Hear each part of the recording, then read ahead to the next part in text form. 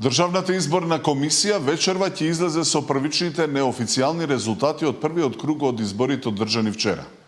Дали ќе има промени од претходно познатите резултати? Во живо ја прашувам Мирјана Давидовска. Тино, добро вечер. Да, за нешто помалку од половина час треба да се одржи пресконференцијата на која што ќе се обрати председателот на Државната изборна комисија и да ги слушнеме првите неофицијални информации за тоа како поминале вчерашните избори. За сега од оние неофицијални информации со кои што располагам нема никои промени од она што беше досега познато, а тоа е дека во првиот круг 44 општини добија градоначалници, од кои 32 се од коалицијата на ВМРО ДПМН. СДСМ доби 3 градоначалници. Во вториот круг ќе се гласа во 33 општини.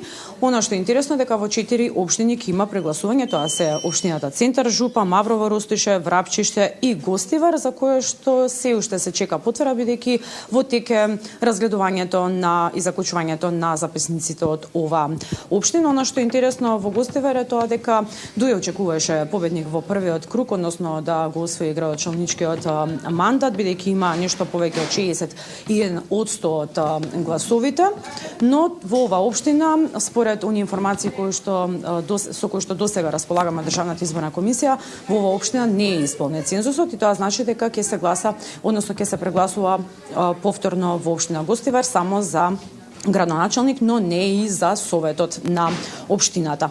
Оно што е исто така интересно дека Дуј, односно коалицијата НАИ на овие избори, ја изгуби општина Чаир, бастионот на Дуј, како што беше познато во изминатите неколку децени. Исто така го загуби и Сарај, освои 3 градоначалнички места.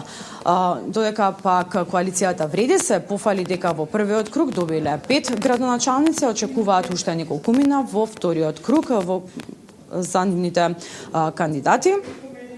Исто тоа велат дека станале втор сериозен политички фактор во државата.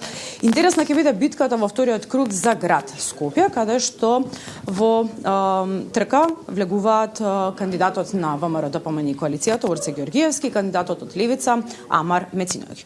Она што е пак можеби најинтересно, Тино, а секако дека многу повеќе информации ќе слушнеме и на самата пресконференција, тоа е дека новие локални избори за прв пат во историјата на Македонија одзивот на гласачите бил многу мал, односно 48,3%. Многу повеќе детали секако ќе погледнеме во вестите во 23 часот, откако ќе ја сослушаме пресконференцијата. Мирјана Давидовска во живо од ДИК.